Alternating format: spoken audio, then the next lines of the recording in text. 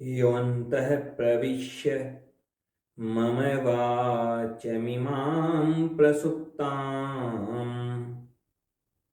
सञ्जीवयत्यखिलशक्तिधर स्वधाम्ना अन्यांश्च हस्तचरण श्रवणत्वगादीन् प्राणान्नमो भगवते पुरुषाय तुभ्यम्।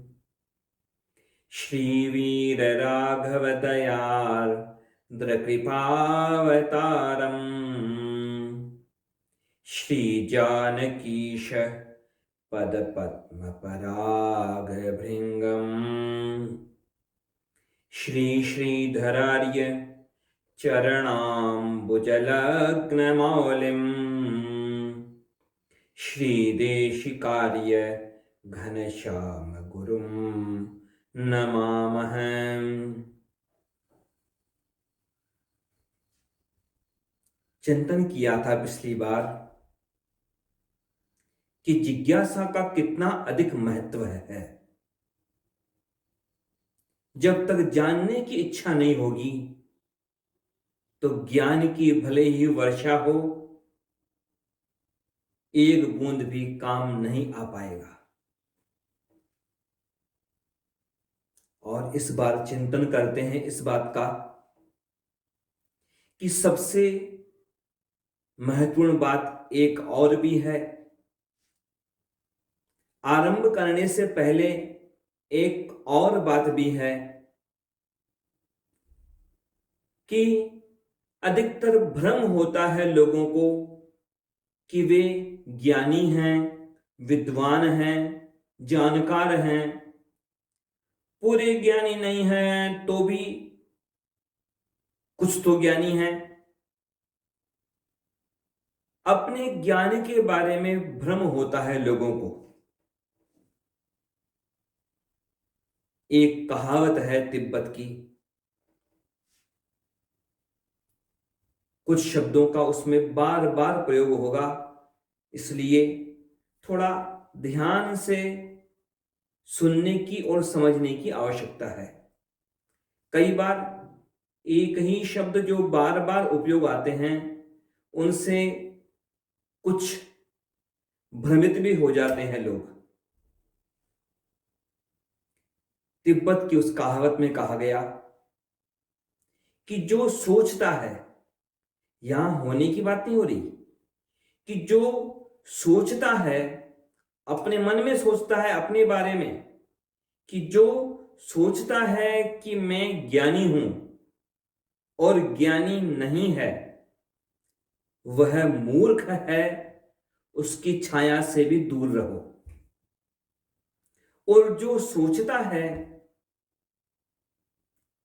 कि मैं ज्ञानी हूं और वास्तव में ज्ञानी है, वह शिक्षक होने योग्य है। उनके पास जाओ, उनसे सीखो, उन ज्ञानियों से ज्ञान लो। और जो सोचता है कि मैं अज्ञानी हूं और वास्तव में अज्ञानी हो,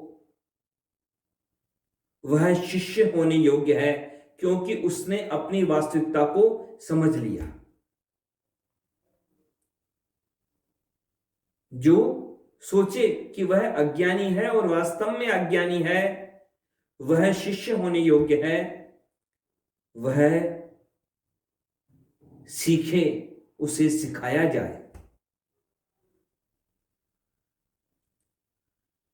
और जो सोचे कि मैं अज्ञानी हूं और वास्तव में जो ज्ञानी है, जो सोचता है कि मैं अज्ञानी हूं लेकिन वास्तव में जो ज्ञानी हो वह संत है, उसका संग भी परम कल्याणकारी है।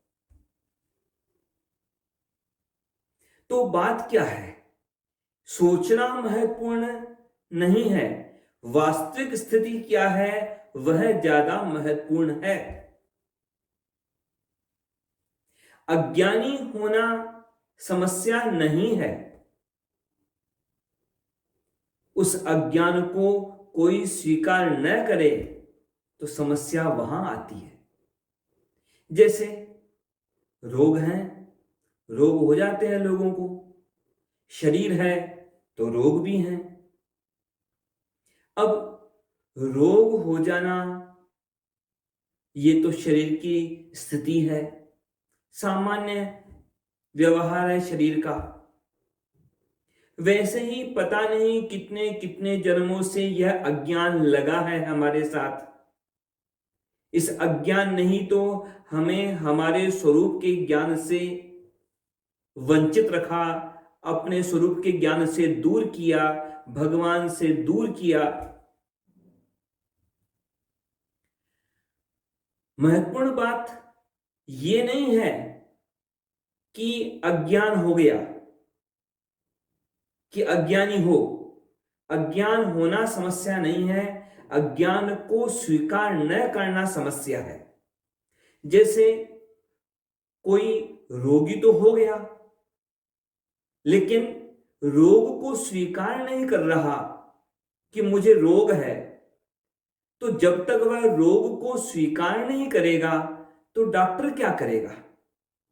क्योंकि वह तो डॉक्टर का कुछ भी कहा हुआ मानेगा नहीं, सुनेगा नहीं, कह देगा क्यों फालतू इस डॉक्टर को परेशान करते हो, मुझे तो रोग ही नहीं है, मुझे डॉक्टर से क्या मतलब है। तो बात ये महत्वपूर्ण नहीं है कि आप अज्ञानी हैं या कोई अज्ञानी है। समस्या यहां है कि जब तक हम उस अज्ञान को स्वीकार नहीं करेंगे तब तक ज्ञान की यात्रा का आरंभ कैसे होगा।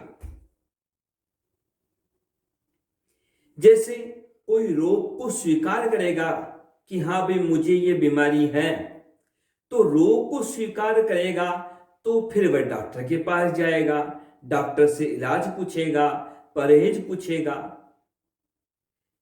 रोग को स्वीकार करने से रोग को दूर करने की पद्धति का आरंभ होगा, रोग को दूर करने के उपाय आरंभ होंगे।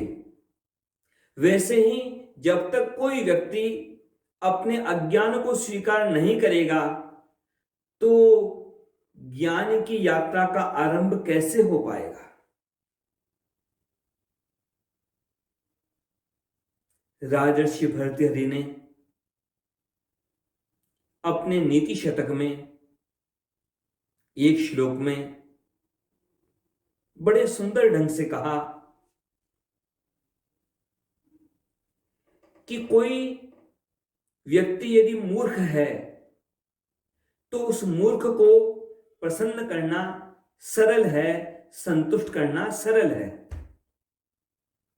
और कोई विद्वान है उसे प्रसन्न करना और सरल है। लेकिन राजर्षि भर्तृहरि ने क्या कहा आगे? राजर्षि भर्तृहरि ने कह दिया कि जो ज्ञान का एक कण मात्र लेकर के अपने को परम ज्ञानी समझने लगे, उसको तो ब्रह्मा भी संतुष्ट नहीं कर सकता। अज्ञः सुख माराध्य है, सुखतर माराध्यते विशेषज्ञ है, ज्ञान लव दुर्विदग्धम ब्रह्मापि तम नरम न रंजयति। बात क्या है? बात यहां किसी अन्य की नहीं हो रही है, यहां अपने आप की बात हो रही है, हमारी बात हो रही है, मानवों की बात हो रही है।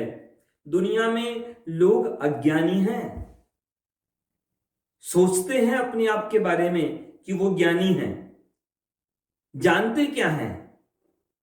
केवल कुछ शब्दों को जान लिया, बल्कि शब्दों के उच्चारण को जान लिया, शब्दों को लिखना जान लिया, शब्द के अर्थ को जान नहीं पाए, केवल शब्द को लिखना, पढ़ना, सुनना जान लिया, बोलना जान लिया, और उतने में ही सोच लिया अपने आप के बारे में कि मैं तो महान ज्ञानी हूं। अब ऐसों को कौन समझाए।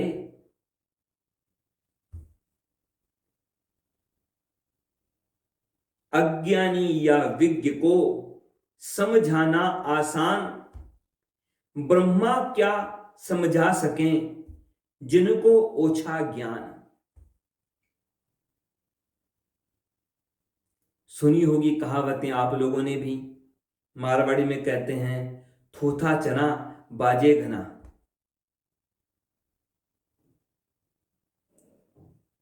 और भी कहावतें हैं। आप यदि कोई घड़ा पानी से भर के ले जाएं कहीं, तो केवल उसे उठाने का परिश्रम होगा, वजन को संभालने का परिश्रम होगा, लेकिन आप पूरे भरे हुए घड़े को आराम से ले जा सकते हैं। लेकिन घड़ा यदि आधा खाली है और आधा पानी से भरा है, तो फिर आप उसे थोड़ा भी 4 कदम भी 10 कदम भी आगे ले जाएं तो बड़ी मुश्किल होगी उससे ले जाना, क्योंकि वो छलकेगा पानी, क्योंकि आधा है ना, अधूरा है। अधजल गगरी छलकत जाए।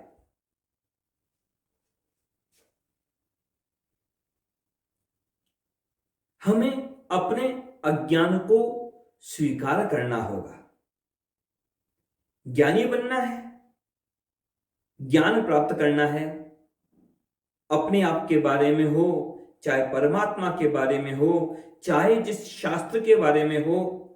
लेकिन जब हमें जानना है, वास्तव में जानना है, तो हमें सबसे पहले अपने अज्ञान को दूर करने के लिए अज्ञान को स्वीकार करना होगा। राजर्षि भर्तृहरि ने एक और श्लोक कहा कि समझाते हुए, जो सज्जन होते हैं, संत होते हैं, वे किसी दूसरे की बजाय कई बार अपने आप को ही उदाहरण में प्रयोग लेते हैं। प्रशंसा वाली बात आएगी तो अपना उदाहरण नहीं देते, लेकिन जब कोई कमी की बात आएगी तो अपनी कमी को उल्लेख करके बता रहे हैं राजर्षि भर्तृहरि कि जब तक मैं थोड़ा सा नाम मात्र का जब मैं ज्ञानी बना, तब तो मैं मदमत्त हाथी की तरह अपने आप को ज्ञानी समझने लगा, परम ज्ञानी समझने लगा। किसी की सुनने को तैयार नहीं, अपने आप को परम ज्ञानी माना। और राजर्षि भर्तृहरि ने आगे क्या कहा कि जब वास्तव में मुझे कुछ ज्ञान का अनुभव हुआ, जब थोड़ा सा ज्ञान के मार्ग पर आगे बढ़ा, तब मुझे पता लगा कि मैं तो कुछ भी नहीं जानता और मेरा अहंकार नष्ट हो गया। यदा किंचित ज्ञोहम द्वीप इव मदान्धः समभवम तदा सर्वज्ञोऽस्मि त्यभवद अवलिप्तम मम मनः। यदा किंचित किंचित बुद्धजन सकाशाद अवगतम तदा मूर्खोऽस्मीति ज्वर इव मदो में व्यपगतः।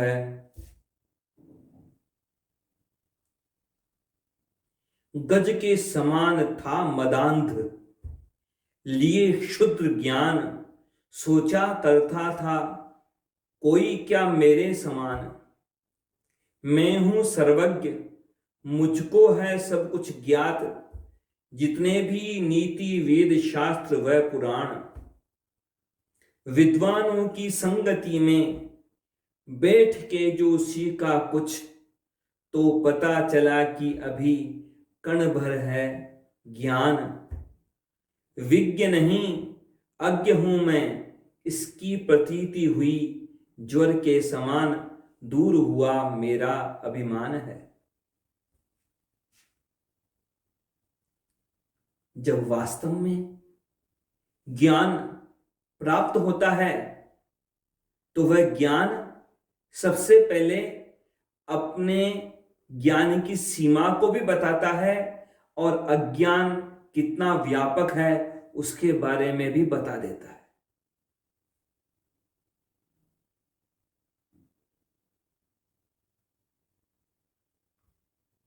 ऐसा हुआ,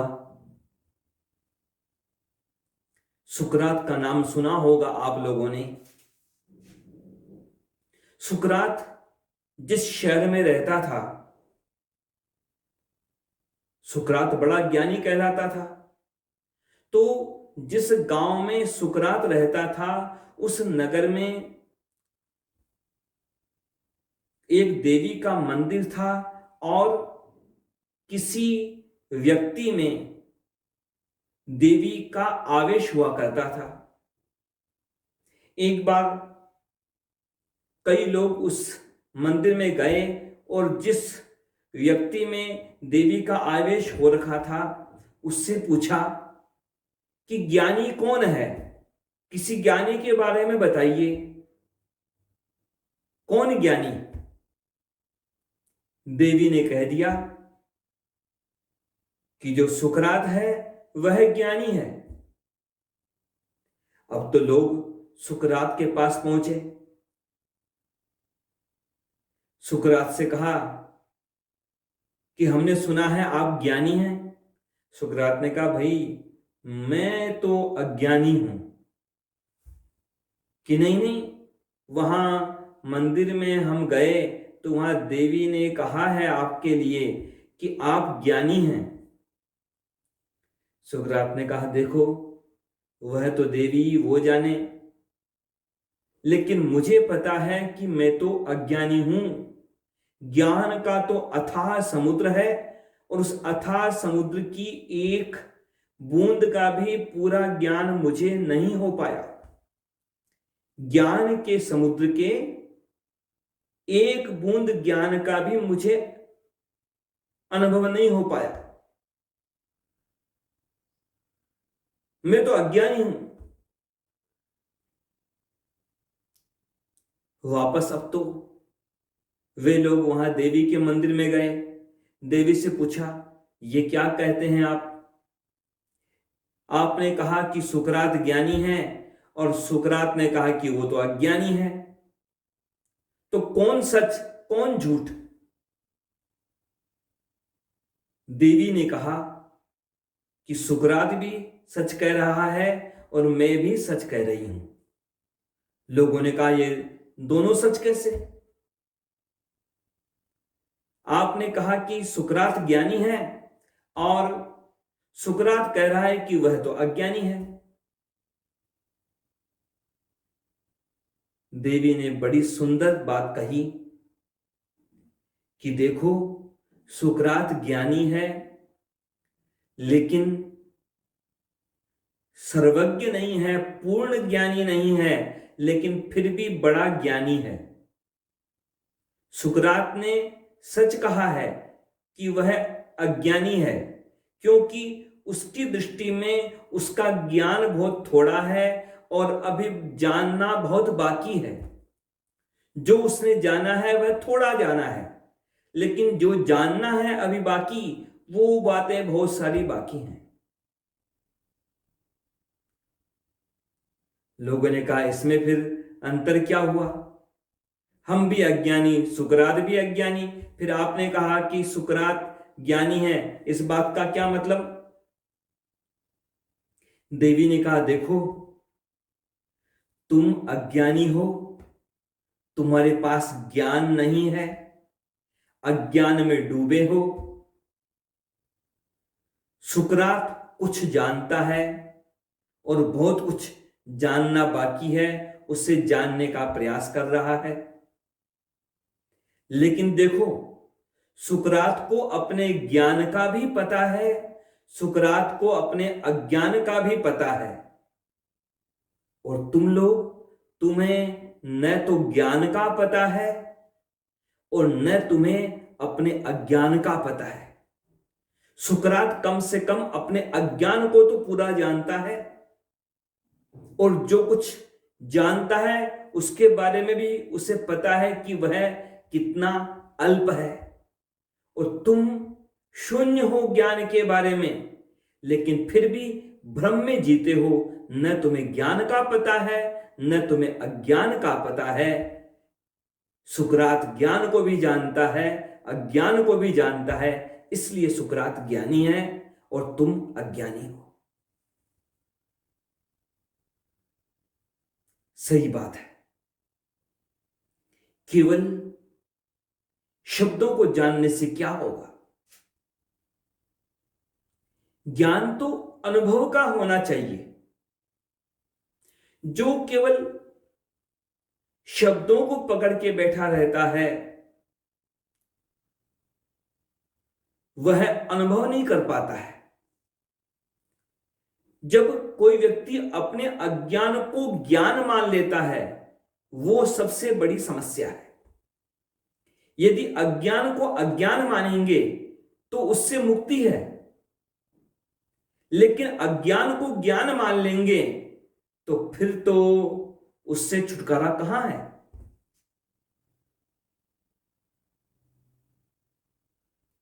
ऐसा हुआ, एक प्रसिद्ध लेखक हुआ आस्पेंस्की, और उसने आत्मा, परमात्मा, आध्यात्मिक ज्ञान, इसके बारे में कई किताबें लिखी। किताबें प्रसिद्ध हुई। अब वे जो किताबें प्रसिद्ध हुई, आस्पेंस्की को भ्रम हो गया अपने आप के बारे में कि मैं तो बड़ा ज्ञानी हूं। अब आस्पेंस्की केवल शब्दों की जादूगरी जानता था, बढ़िया किताब लिख दी, लेकिन वास्तविक अनुभव उसके पास नहीं था। एक बार ऐसा संयोग बना, यूरोप का एक ज्ञानी व्यक्ति गुरुजीएफ, उस गुरुजीएफ के पास में वह आस्पेंस्की पहुंचा। अब आस्पेंस्की कई किताबें लिखने वाला प्रसिद्ध लेखक, अब यहां जानने के लिए आया है, कुछ जानना चाहता है, लेकिन मन में अहंकार भी है कि मैं इतना प्रसिद्ध लेखक, तो मैं ऐसे कैसे पूछ लूं। तो अब तो गुरुजी से कहने लगा कि देखो, आप भी बड़े ज्ञानी हैं और मैं भी बड़ा ज्ञानी हूं, मैंने भी कई किताबें लिखी हैं, तो आप और मैं कुछ चर्चा करेंगे अध्यात्म के बारे में, तो हम दोनों का ज्ञान बढ़ जाएगा। कुछ आप भी जानेंगे, कुछ मैं भी जानूंगा, कुछ मुझे आपसे मिलेगा, कुछ मुझसे आपको मिलेगा।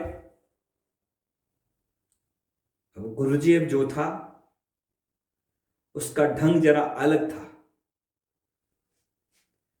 वो समझ गया, वो केवल शब्दों को नहीं देखता था, शब्दों के पीछे क्या तात्पर्य है, किस भूमिका पर खड़ा है सामने वाला व्यक्ति, उसका चिंतन करके फिर बोलता था। गुरुजी ने कहा आस्पेंस्की से कि देखो भाई, तुम कहते हो कि तुम भी ज्ञानी हो और मैं भी ज्ञानी हूं, हम दोनों चर्चा करेंगे तो हम दोनों का ज्ञान बढ़ेगा। तो देखो, ऐसा करते हैं, तुम्हारा समय भी व्यर्थ न जाए और मेरा समय भी व्यर्थ न जाए। कि हाँ, अच्छी बात है, ऐसे ही होना चाहिए। तो गुरुजी अपने कहा कि देखो ऐसा करो, एक कॉपी पकड़ा दी, एक पेन दे दिया आस्पेंस्की को और कह दिया कि देखो, ये कॉपी, ये पेन और ये सामने कमरा है, खाली कमरा है, इस कमरे में जाओ और तुम जो जो जानते हो, जिस जिस चीज का तुमने अनुभव प्राप्त कर लिया है, उन उन चीजों को तुम इस कॉपी में लिख दो, ताकि मुझे पता लग जाएगा कि तुम क्या क्या जानते हो। तो जो जो चीज तुम जानते हो उनके बारे में हम दोनों चर्चा करेंगे ही नहीं, ताकि समय व्यर्थ होए ही नहीं, ताकि जो चीज बाकी बचेगी तुम्हारे लिखने से, जो चीज तुम वहां कॉपी में नहीं लिखोगे, उनके बारे में हम चर्चा कर लेंगे। आस्पेंस्की ने सोचा और कहा कि बात तो सही है। कमरे में गया, पेन हाथ में लिया, कॉपी दूसरे हाथ में, लिखने को तैयार। पर जैसे ही लिखने को तैयार हुआ, अब लिखने के बारे में सोचा अपने मन में कि लिखता हूं आत्मा। मन में सोचा, लिखने चला, लेकिन जैसे ही पेन रखा कॉपी पर, शब्द लिखने वाला था कि पेन तो अटक गया। मन में भी बात अटक गई कि मैं लिख तो रहा हूं आत्मा, पर मैं जानता क्या हूं आत्मा के बारे में? क्या जानता हूं? मैंने तो केवल पढ़ा, किताबें पढ़ी जिनमें लिखा था शब्द आत्मा। जहां आत्मा के बारे में लिखा था वैसी कई किताबें पढ़ ली, यहां वहां कहां कहां। अब उन किताबों को पढ़ करके, थोड़ा दिमाग लगा करके बस मैंने लिख दिया किताबें, आत्मा परमात्मा लिख दिया। पर मैं जानता क्या हूं? यह आत्मा है क्या? वास्तव में तो मुझे नहीं पता। आत्मा शब्द पर ही उसका मन भी अटक गया और पेन भी अटक गया। अब तो पसीने पसीने हो गया वह आस्पेंस्की। अरे मैंने इतनी किताबें लिखी, पर मैं क्या जानता था? बिना जाने ही मैंने क्या क्या लिख दिया, पर जानता क्या हूं? प्रसिद्ध हो गया लेखक, लोग मुझे जानकार समझते होंगे, लेकिन मैं क्या जानता हूं? कुछ भी तो नहीं जानता। आस्पेंस्की ने वहां जाकर गुरुजी से कह दिया कि मैं तो कुछ नहीं जानता, मैं तो बस अब अपने सीखने का आरंभ करूंगा, अपने ज्ञान का आरंभ करूंगा। खाली कॉपी रख दी गुरुजी के पैरों में कि मैं तो कुछ नहीं जानता। सही बात है, वास्तविक ज्ञान अलग बात है, और सुना सुनाया, केवल किताबों में पढ़ा हुआ, बिना अनुभव किया हुआ, वो ज्ञान काम नहीं आता। पता नहीं क्या क्या भरा होता है दिमाग में, यहां से वहां से, पता नहीं कहां कहां से क्या क्या सुन लिया, क्या क्या पढ़ लिया। और लोग सोच लेते हैं मैं ज्ञानी हूं।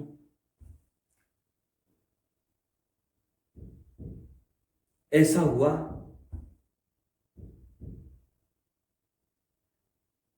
कोई प्रोफेसर, अपने आप को बड़ा विद्वान समझने वाला, वो किसी संत के पास गया और संत से जाकर के कहा कि मुझे बताइए, आप जल्दी से बताइए, क्या है आत्मा, क्या है परमात्मा, मुझे जल्दी से जल्दी बताइए। संत ने कहा जरा ठहरो, लो तुम आए हो, चलो तुम्हें थोड़ा दूध दे देता हूं, दूध पी लो पहले, फिर तुम आगे की बात पूछना। तो एक गिलास रखा सामने, खाली गिलास, कटोरी में रखा हुआ गिलास, और फिर दूसरे बर्तन से उस गिलास में दूध डालने लगा। गिलास आधा भर गया, पूरा भर गया, लेकिन वो तो जग से उस गिलास में दूध डालता ही गया।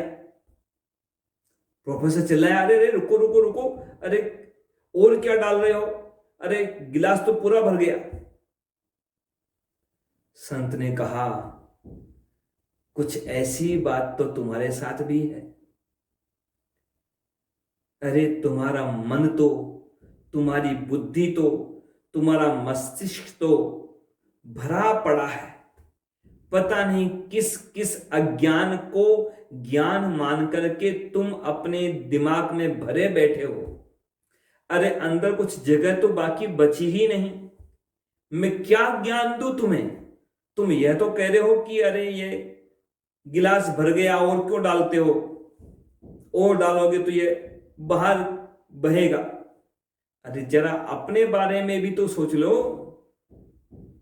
तुम्हारे दिमाग की हालत क्या है?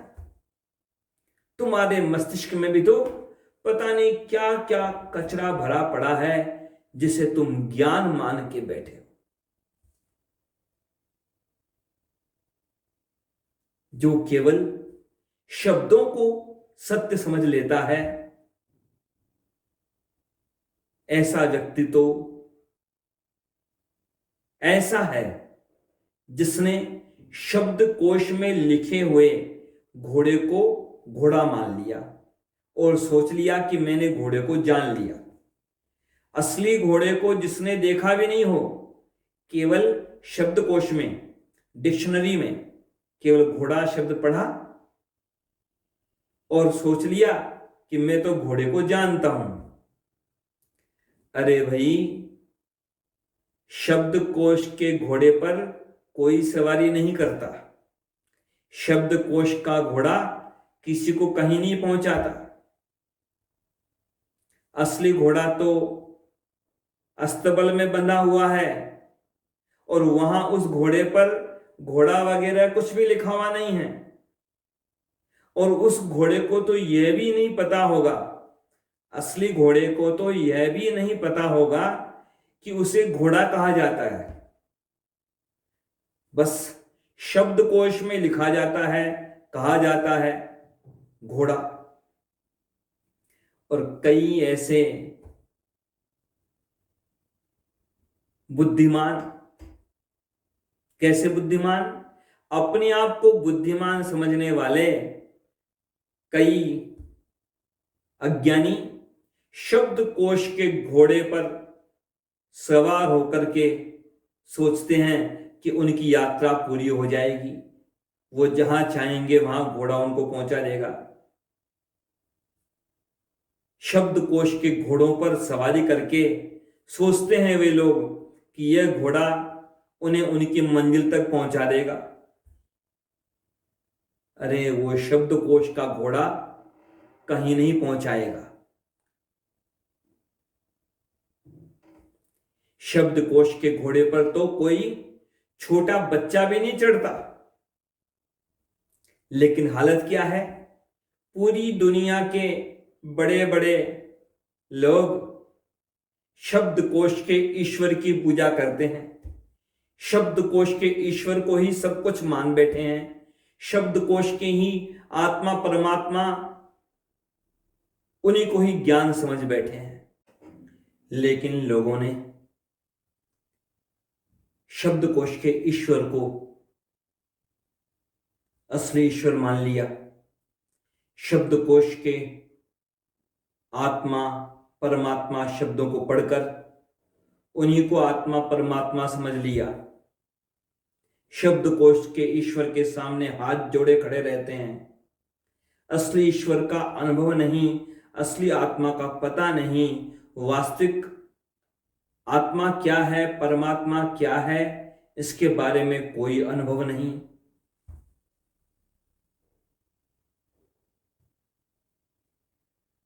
ये सारा माना हुआ ज्ञान, जो अनुभव रहित ज्ञान है, वो तो बस ऐसा समझो जैसे किसी ने तैरने के बारे में बहुत सारी किताबें पढ़ ली और किताबें पढ़कर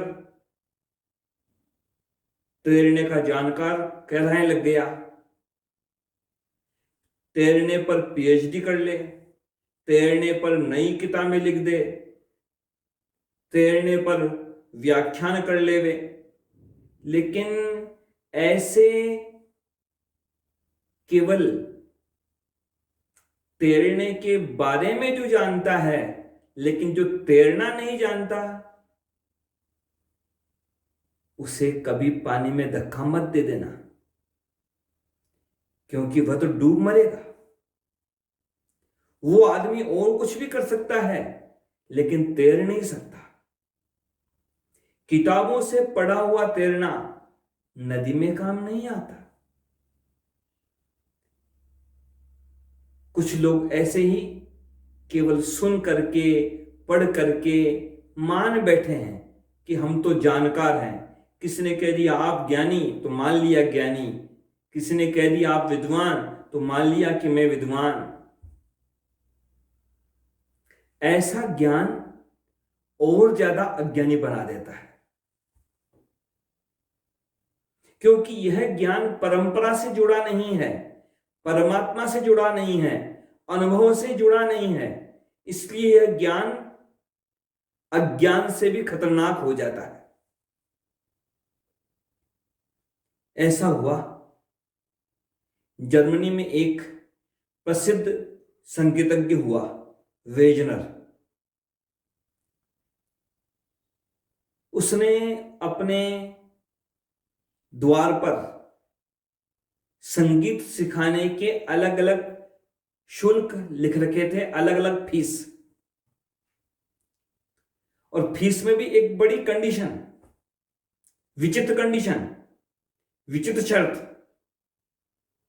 सुन के चकित होंगे आप भी कि जो व्यक्ति बिल्कुल नहीं जानता संगीत, उसके लिए बिल्कुल नाम मात्र का शुल्क संगीत सिखाने का।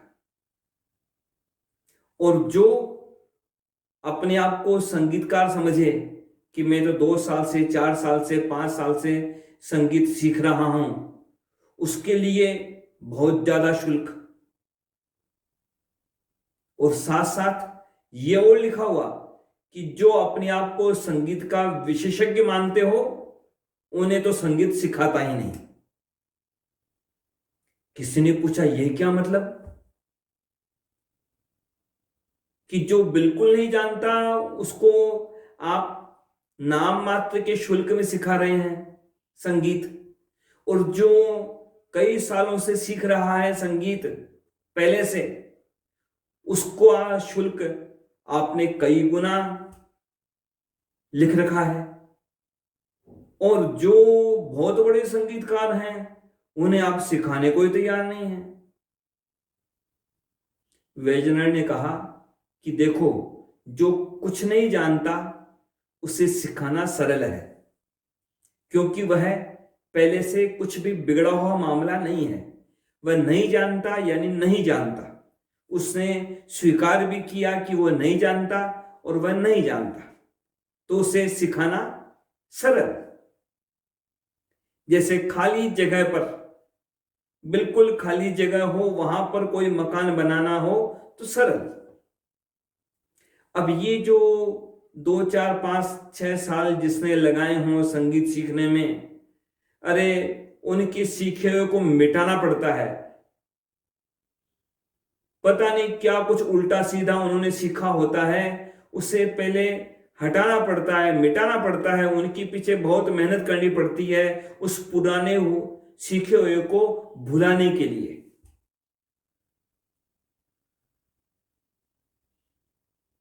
और जो अपने आप को संगीतकार मान बैठे हैं, वो तो अपने ज्ञान के अहंकार को साथ लिए बैठे हैं। उनको तो सिखाना संभव नहीं, इसलिए उन्हें सिखाता ही नहीं। ऐसी ही बात है यहां भी। अज्ञान को स्वीकार करने से ज्ञान प्राप्त करने का मार्ग खुलता है।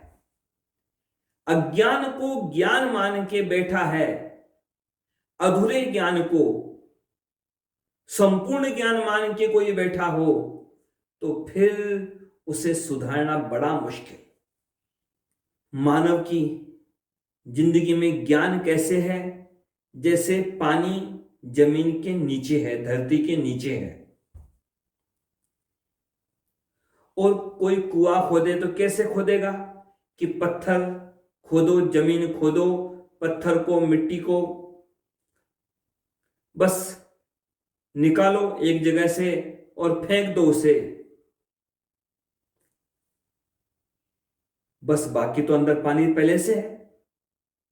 केवल पत्थर, मिट्टी, इसको हटाना है और उधर पानी तो तैयार है कुएं के अंदर। पानी लाना नहीं पड़ता, पानी अपने आप आता है, पानी तो है वहां। कुआं क्या है अपने आप में? कुआं है एक छेद धरती में, एक खाली जगह। हमने एक खाली जगह बना दी कुएं के रूप में, तो बस भीतर का पानी अपने आप प्रकट होने लगता है। लेकिन कई लोग कुआं नहीं बनाते, कई लोग हौज बना लेते हैं। हौज और कुआं दोनों बिल्कुल विपरीत चीजें हैं, बिल्कुल उल्टी चीज। कुआं तो जमीन में खोदना पड़ता है, मिट्टी खोदो, पत्थर खोदो। कुआं जमीन में खाली जगह बनी तो कुआं बन गया, लेकिन हौज ऊपर की तरफ बनता है। कुएं में मिट्टी पत्थर निकालकर फेंकने पड़ते हैं और हौज बनाने के लिए बाजार से मिट्टी पत्थर खरीद के लाने पड़ते हैं। मिट्टी पत्थर लाओ, दीवार बनाकर जोड़कर खड़ा करो, दीवारें बनाओ और उसको ऊंचा बनाओ। कुआं खुदता है तो पानी मांगने जाना नहीं पड़ता, कुएं में पानी अपने आप आता है, अंदर से आता है। उधर हौज बनाओ तो पानी भी लाना पड़ता है। पहले पत्थर ईंट लाए और अब पानी भी लेके आओ, पड़ोस के कुओं से लाओ, यहां से लाओ, वहां से लाओ, पर पानी लाके डालना पड़ता है। हौज के पास जो पानी होता है पूरा उधार का पानी होता है, खुद का कुछ नहीं। फिर भी हौज इस भ्रम में रहता है कि वह पानी उसका है। कुएं के पास अपना पानी है, हौज के पास सारा पानी उधार का है। कुएं के पानी में जिंदगी है, कुएं का पानी जीवंत है, कुएं का पानी जिंदा है, उसका सागर से संबंध है, नदी से संबंध है, उसकी दूर दूर तक धाराएं फैली हुई हैं। वह अनंत से जुड़ा है, आकाश से जुड़ा है, सागर से जुड़ा है। हौज किसी से जुड़ा हुआ नहीं है, केवल अपने आप में बंद, चारों तरफ से बंद, दाएं बाएं, आगे पीछे, ऊपर नीचे, सब तरफ से बंद। कुआं भली भांति जानता है, अच्छी तरह जानता है, अनुभव करता है कि पानी मेरा नहीं है, पानी समुद्र का है। और हौज को यह अहंकार होता है कि यह पानी तो मेरा है। अब कैसी विचित्र बात, कैसी उल्टी बात। हौज के पास सारा पानी उधार का है, फिर भी उससे भ्रम है, झूठा अहंकार है कि पानी मेरा है। कुएं के पास पानी उधार नहीं है, अंदर से आता है, अपना है, लेकिन कुआं फिर भी अच्छी तरह जानता है, समझता है कि मेरा क्या है, कुछ नहीं है। ये पानी बरसात से आ रहा है, समुद्र से आ रहा है, नदी से आ रहा है, मैं तो केवल प्रकट होने का एक माध्यम मात्र हूं। मैं तो पानी को प्रकट करने का बस एक बहाना हूं, पानी मेरा नहीं है। कुएं के पास कोई अहंकार नहीं, हौज में पानी भर के रखो, हौज का पानी सड़ने लग जाएगा। और कुएं में तो सालों साल काम न लो तब जा करके सड़ने लगता है, नहीं तो कोई 15-20 दिन में, 1-2 महीने में, 4-6 महीने में काम मत लो तो कुछ नहीं बिगड़ता। पानी को निकालो तो हौज का पानी खत्म, हौज खाली। लेकिन कुएं का पानी निकालो, वो तो उतना का उतना भरा है, और निकालो और भर गया। कुएं तो स्वागत करते हैं पानी निकालने वाले का कि आओ और पानी ले, पानी निकालो, जितना चाहो उतना निकालो। और हौज हौज डरे रहते हैं कि कोई पानी निकालने ना आ जाए, अगर कोई हमारा पानी निकाल लेगा तो हम खाली हो जाएंगे। कुछ ऐसी स्थिति मानव के साथ में भी है। कई आदमी भी ऐसा ही कर रहे होते हैं। उनके पास जो भी ज्ञान होता है सारा उधार का, न अनुभव है, न शास्त्रों का अध्ययन है, न कोई गुरु परंपरा है, न परमात्मा से संबंध है। बस यहां वहां से नकल की, और नकल करके जो कुछ रट लिया, उस उधारी ज्ञान को ही बस खोपड़े में भर लिया और मान लिया कि मैं तो ज्ञानी हूं। खुद के पास अपने आप का कुछ नहीं होता उनके पास। और दूसरे लोग जो होते हैं वो ज्ञान उधार नहीं मांगते, अपने भीतर खोदते हैं कुएं की तरह, और परमात्मा का अनुभव करते हैं, आत्मा का अनुभव करते हैं, उस संबंध को अनुभव करते हैं परमात्मा के साथ।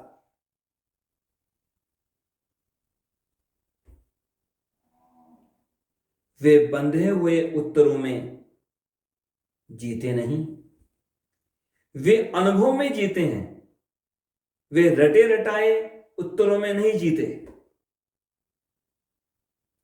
बंधे हुए रटे रटाए जो उत्तर हुए होते हैं, जो रटे रटाए समाधान होते हैं, वो अपनी बुद्धि को भले ही संतुष्ट कर दे, पर आत्मा की संतुष्टि उससे नहीं मिलती। वो उत्तर मृत होते हैं, वो जीवंत उत्तर नहीं होते, वो जीवंत समाधान नहीं होते। सुनी होगी आप लोगों ने एक कहानी, बहुत पहले बचपन में कोर्स में कहानी पढ़ी थी कि एक कोई व्यापारी होता है, टोपियों का व्यापारी। टोपियां बेचता था बाजार में जाकर के। एक दिन की बात, वो व्यापारी लौट रहा था अपने गांव की ओर, अपने घर की ओर, टोपियां बेचकर। तो रास्ते में एक पेड़ के नीचे आराम करने लगा। अब वहां उस जंगल में कई बंदर थे। अब जो बंदर थे वहां वो नीचे उतरे पेड़ों से, और जो टोपियां देखी उस व्यापारी के पास, व्यापारी तो सोया हुआ था, वो तो उन्हें रोकने वाला नहीं था। व्यापारी को तो पता ही नहीं कि ये बंदर इकट्ठा हो गए हैं। तो बस उन बंदरों ने टोपियां उठाई और अपने अपने सिर पर लगा करके बैठ गए पेड़ों के ऊपर। अब उधर वो व्यापारी उठा, नींद उड़ी, घबराया कि टोपियां कहां गई। दाएं बाएं देखा, ऊपर देखा पेड़ों पर, तो देखा कि बंदर सारे के सारे बैठे हैं टोपियां लगाए हुए।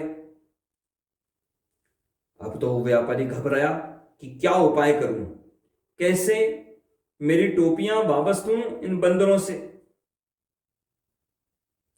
अब वो बड़ा बुद्धिमान था व्यापारी, उसने याद किया, उपाय निकाला। उसने ध्यान में किया कि बंदर नकल करते हैं। इन्होंने मुझे टोपी लगाए देखा है, तो इसलिए इन्होंने भी टोपी लगा ली।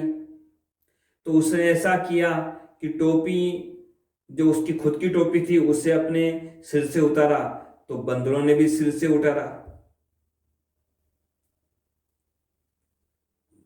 उस व्यापारी ने अपनी टोपी अपने सिर से उतारी, तो बंदरों ने भी अपनी अपनी टोपियां अपने अपने सिर से उतारी। व्यापारी ने अपने हाथ में जो ले रखी थी टोपी, उस अपनी टोपी को जोर से धरती पर पटक दिया। अब तो बंदरों ने भी अपनी अपनी टोपियों को नीचे धरती पर फेंक दिया। अब तो व्यापारी खुश। उस व्यापारी ने सारी टोपियां इकट्ठा कर ली और उन टोपियों को लेकर अपने घर चला गया। अब इतनी ही कहानी तो आप लोगों ने भी पढ़ी होगी। इतनी ही कहानी मैंने पढ़ी थी बचपन में, कोर्स में। लेकिन ये आधी कहानी है, यहां कहानी पूरी नहीं हुई। आधी कहानी और भी है, इसके आगे भी कहानी है। समय बीता, वो व्यापारी तो मर गया, उसका बेटा भी व्यापारी बना, वो भी टोपियां बेचता था। एक दिन की बात, उस व्यापारी का वह बेटा उसी जंगल में, उसी पेड़ के नीचे आकर के रुका और सो गया। वहां बंदर उतरे पेड़ों से और वहां जो टोपियां थी उस व्यापारी के पास, उन टोपियों को उठाया, अपने अपने सिर पर रखा और पेड़ों पर चढ़ गए। इधर उस व्यापारी का वह बेटा जब उठा नींद से, तो देखा कि टोपियां तो गायब। अरे कहां गई टोपियां? ऊपर देखा, पेड़ों पर बंदर बैठे हैं टोपियां लगाए। घबरा गया, अब इनसे टोपियां वापस कैसे लूं? याद आया उसे, उसके पिता ने भी ये घटना बताई थी, उसके पिता के साथ भी ऐसा ही हुआ था। तो उसे तरीका याद आया, उसके पिता ने क्या किया था कि अपनी टोपी उतार के फेंकी थी, तो बंदरों ने भी अपनी अपनी टोपियां उतार करके फेंक दी थी। और उसके पिता ने वो सारी टोपियां इकट्ठा की और अपने घर चला गया आराम से। बेटे ने भी सोचा कि मैं भी ऐसा ही करता हूं। उसने भी वही उपाय काम लेने का सोचा। उसने अपनी टोपी उतारी, अपने हाथ में ली और जोर से धरती पर फेंक दी। सोच रहा था वो कि मैंने टोपी फेंकी तो बस ये सारे बंदर भी टोपियां फेंक देंगे नीचे और टोपियां इकट्ठा करूंगा और आराम से चला जाऊंगा। लेकिन हो गया उल्टा। जैसे ही उस व्यापारी के लड़के ने वो अपनी टोपी उतार करके धरती पर फेंकी, उधर पेड़ से एक बंदर नीचे उतरा और वो टोपी जो धरती पर पड़ी थी उसे उठा करके पेड़ पर चढ़ गया। दूसरे बंदरों को तो टोपियां मिल गई थीं, उस बंदर के पास टोपी नहीं थी, तो वो उस टोपी को उठा के ले गया। बंदरों ने टोपी नहीं फेंकी। अब इस बार बेटा तो पुराने उत्तर को ही लेके बैठा था, लेकिन बंदर पहले से समझदार हो गए थे।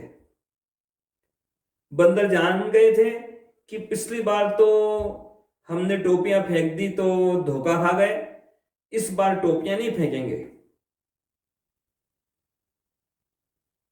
बेटे के पास बंधा हुआ उत्तर था, पर बंदरों के पास सीखा हुआ, अनुभव किया हुआ उत्तर था।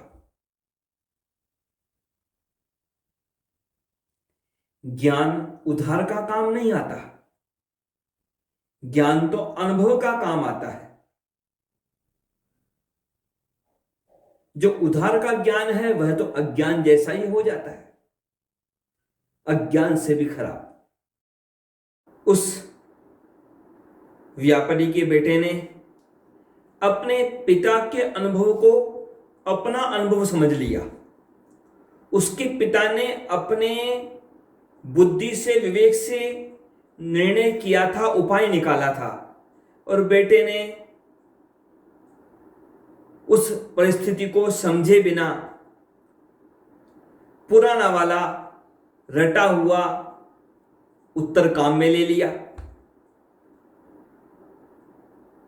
परिस्थिति बदल गई तो उपाय भी बदलने पड़ेंगे।